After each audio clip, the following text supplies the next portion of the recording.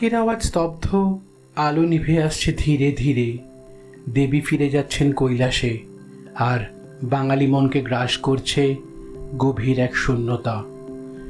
এই শূন্যতা ভরাট করার জন্যই তো বিজয়ের দিনে আমরা হাতে নিই এক টুকরো সন্দেশ, রসগোল্লা, ল্যাংচা, জিভে গজা আর হাঁটি প্রতিবেশীর দুয়ারে, যেন মিষ্টির দান দিয়ে মিলিয়ে দিই অশ্রুর দাগ, ভাঙা সম্পর্ককে জোড়া লাগাই হাসির বাঁধনে। ইতিহাস সাক্ষী, মধ্যযুগের জমিদার বাড়ি, রাজবাড়ি, বিজয়ের সম্মিলনী মানেই ছিল মিষ্টির মহোৎসব। মোহনভোগ, নারকেল নাড়ু, খাজা আর লাড্ডু। অতিথির হাতে মিষ্টি মানেই ছিল মিলনের প্রতীক, ক্ষমার নিদর্শন।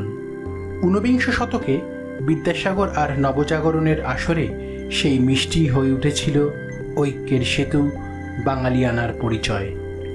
আজও সেই রীতি বেঁচে আছে আমাদের ঘরে ঘরে। বিজয়া মানেই তো রসগোল্লার নরম সাদা সুখ, চমচমের মিষ্টি আলো, দইয়ের শীতল শান্তি। প্রতিটি মিষ্টি যেন বলে, বিদায় মানে বিচ্ছেদ নয়, বিদায়ের বুকেও লুকিয়ে থাকে মিলনের প্রতিশ্রুতি। বিজয়ার মিষ্টি এ শুধু স্বাদের গল্প নয়, এ যেন ভালোবাসার ভাষা, ক্ষমার হাতছানি আর চিরন্তন বাঙালিয়ানার অঙ্গীকার। আপনার কি মনে হয়?